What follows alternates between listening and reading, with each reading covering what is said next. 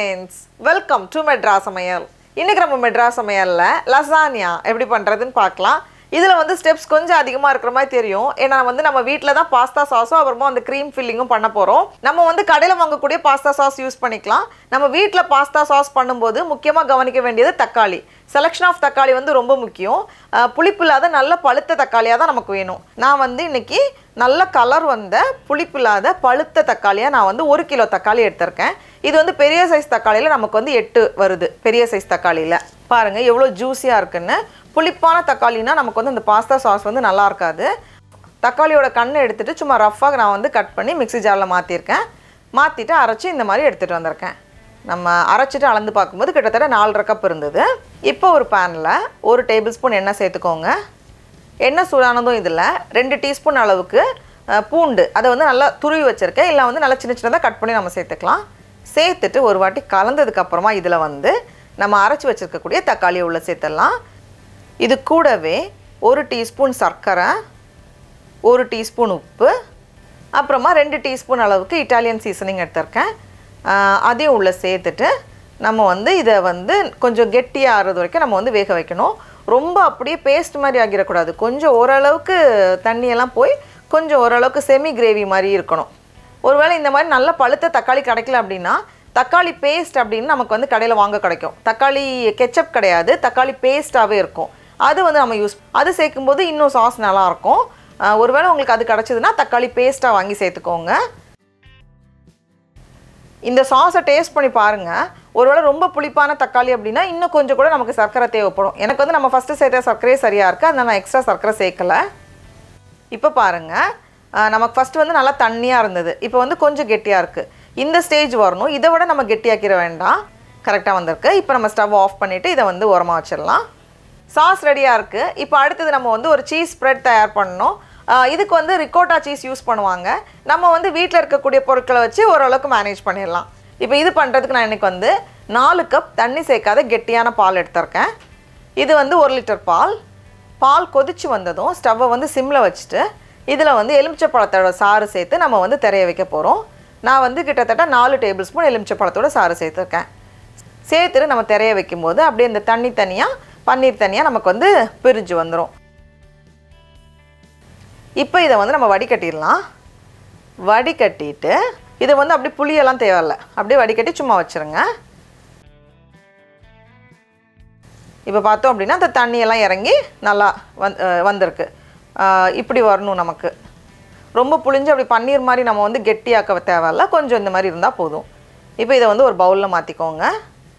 இது கூடவே 1/4 கப் போல் whipping cream வச்சுருக்கேன். க்ரீம் நம்ம யூஸ் பண்ணுவோம்ல, அந்த க்ரீம் வந்து சேர்த்துக்கோங்க. கூடவே 1/4 டீஸ்பூன் உப்பு, 1/4 டீஸ்பூன் மிளகு எல்லாத்தையும் சேர்த்துட்டு நம்ம இதை வந்து நல்லா கலந்து வச்சிடலாம். இப்போ இது ஆறி இருக்கணும்.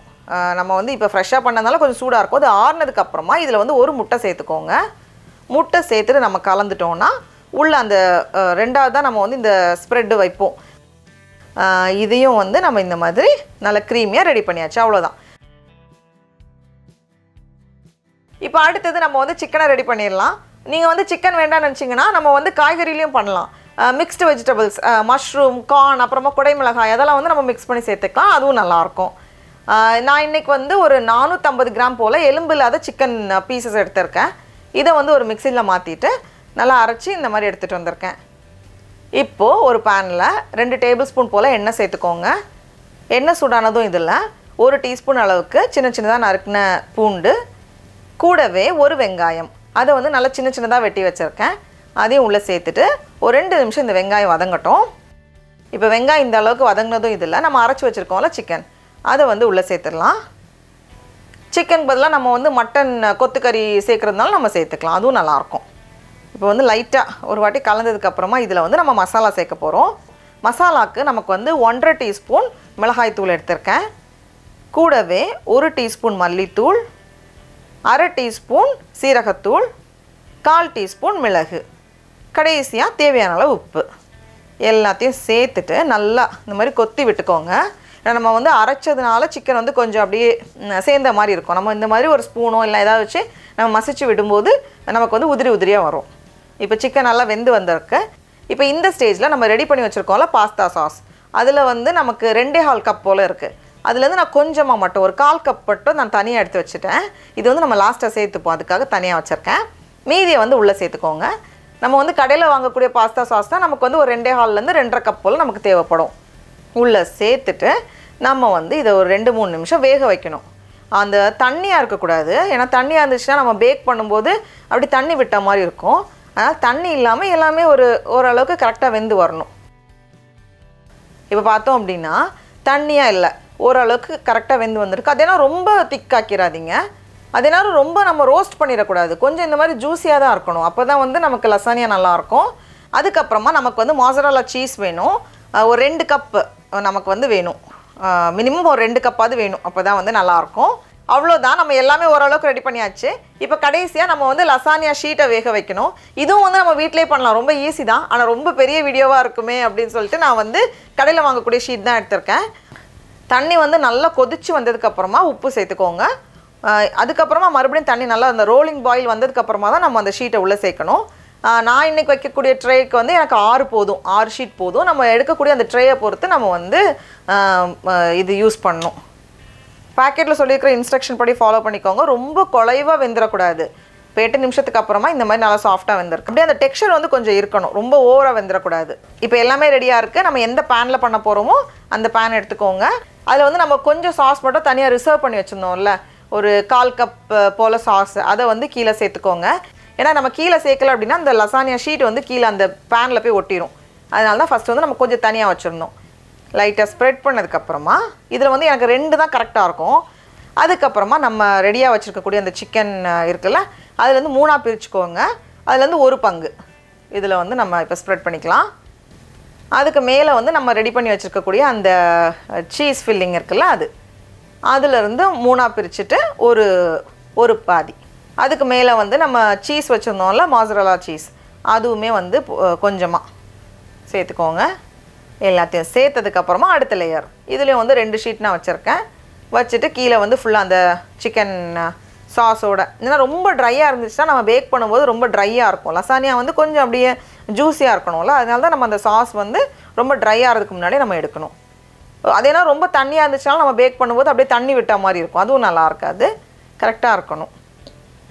சீஸ் வந்து முதல் லேயருக்கு தான் நிறைய இருக்கணும், அதனால் வந்து கொஞ்சம் தனியாக மேலே சேர்க்குறதுக்குன்னு தனியாக வச்சுட்டு மீதியை வந்து செகண்ட் லேயரும் 3rd லேயருக்கும் சேர்த்துக்கோங்க. இப்போ மறுபடியும் கடைசியாக இன்னும் 2 ஷீட்டை வச்சுட்டு நம்ம வந்து வழக்கம் போல் ஃபஸ்ட்டு கொஞ்சம் மீதி இருக்கக்கூடிய எல்லா சிக்கன் அந்த சாஸோடு சேர்த்துக்கோங்க. மேலே வந்து கொஞ்சம் சீஸ் வந்து நமக்கு அதிகமாக வேணும். அப்படியே நிறைய சீஸ் சேர்த்துருக்கேன். சேர்த்துட்டு இதை வந்து நம்ம மூடி வச்சுட்டு தான் ஃபஸ்ட்டு நம்ம வேக வைக்க போகிறோம். நான் வந்து ஒரு அலுமினியம் ஃபாயில் தான் போட்டிருக்கேன். இந்த அலுமினியம் ஃபாயில் வந்து கீழே அந்த சீஸை வந்து தொடாமல் இருக்கணும், இல்லை நம்ம பேக் பண்ணும்போது அந்த சீஸ் வந்து இந்த அலுமினியம் ஃபாயிலில் ஒட்டிடும். அதனால் நான் வந்து வைக்கிறதுல கீழே தான் இருக்குது, அதனால் வந்து ஒட்டாது. இப்படி இந்த மாதிரி வச்சுட்டு இதை வந்து நம்ம பேக் பண்ண போகிறோம். இனி இதை வந்து நம்ம பேக் பண்ணணும். அவனை வந்து 375 டிகிரி ஃபாரன்ஹீட் இல்லைனா 190 டிகிரி செல்சியஸ்க்கு ப்ரீ ஹீட் பண்ணிவிட்டு உள்ளே வச்சுக்கோங்க. ஃபஸ்ட்டு வந்து நம்ம அந்த ஃபாயில் போட்டு வச்சுருக்கோம்ல, அது வந்து ஒரு 30 நிமிஷம் பேக் ஆகட்டும். அதுக்கப்புறமா அந்த ஃபாயிலை எடுத்துட்டு ஒரு 10 நிமிஷம் எக்ஸ்ட்ரா பேக் பண்ணிக்கோங்க. அப்போ தான் வந்து அந்த சீஸில் வந்து அந்த கலர் வரும். நான் வந்து 30 நிமிஷம் பேக் பண்ணியிருந்தேன். இப்போ இந்த ஃபாயிலை எடுத்துட்டு இன்னொரு 10 நிமிஷம் நம்ம பேக் பண்ணிக்கலாம். உங்களுக்கு வந்து ப்ராயில் மோடுன்னு ஒன்று இருந்துச்சுன்னா அதை வந்து ஒரு 2 நிமிஷம் போட்டுக்கோங்க. அப்போ வந்து அந்த சீஸ் வந்து கொஞ்சம் அந்த க்ரஸ்ட் மாதிரி வரும் நமக்கு. இது வந்து ஆப்ஷனல் தான், நம்ம வந்து கண்டிப்பாக இது பண்ணணும்னு இல்லை, சும்மாவே பேக் பண்ணி எடுக்கும்போதே நமக்கு வந்து நல்ல கலர் வரும். இதை வந்து உடனே நம்ம சூடாக இருக்கும்போதே உடனே வந்து கட் பண்ணிடாதீங்க, ஒரு 15 நிமிஷம் இருக்கட்டும், அதுக்கப்புறமா நம்ம வந்து கட் பண்ணலாம். இப்போ இது மேலே வந்து கொஞ்சம் மல்லி தலையை போட்டுட்டு நம்ம நடுவில் வந்து அந்த கேப் இருக்கிறனால நம்ம கட் பண்ணுறது ரொம்ப ஈஸி தான். கட் பண்ணிவிட்டு அப்படியே எடுக்கும்போது அப்படியே அந்த லேயராக சூப்பராக இருக்கும். நம்ம வீட்டிலவே அப்படி சூப்பராக பண்ணிடலாம், ரொம்ப ரொம்ப நல்லாயிருக்கும். இது வந்து அப்படியே அந்த 3 லேயர், அதுக்குள்ளே வந்து அந்த சீஸ், அப்புறமா வந்து சிக்கன், அதெல்லாம் சேர்த்து நம்ம சாப்பிடும்போது அவ்வளோ அல்டிமேட்டாக இருக்கும், ரொம்ப ரொம்ப நல்லாயிருக்கும். அவ்வளோதான், சடா, நம்மளோட சிக்கன் லசானியா ரெடியாக இருக்குது. அனைவருக்கும் அட்வான்ஸ் ஈஸ்டர் நல்வாழ்த்துக்கள். நம்ம இன்றைக்கி இப்படி இந்த லேயர்ஸ் எல்லாம் சேர்த்து ரொம்ப ரொம்ப நல்லாயிருக்கு.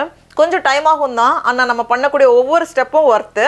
நீங்களும் கண்டிப்பாக இந்த ரெசிபியை வீட்டில் செஞ்சு பாருங்கள். உங்களுக்கு இந்த வீடியோ பிடிச்சிருந்துச்சுன்னா மெட்ராஸ் சமையலுக்கு சப்ஸ்கிரைப் பண்ணுங்கள். நாவின் சுவை அரும்புகள் மலரட்டும்.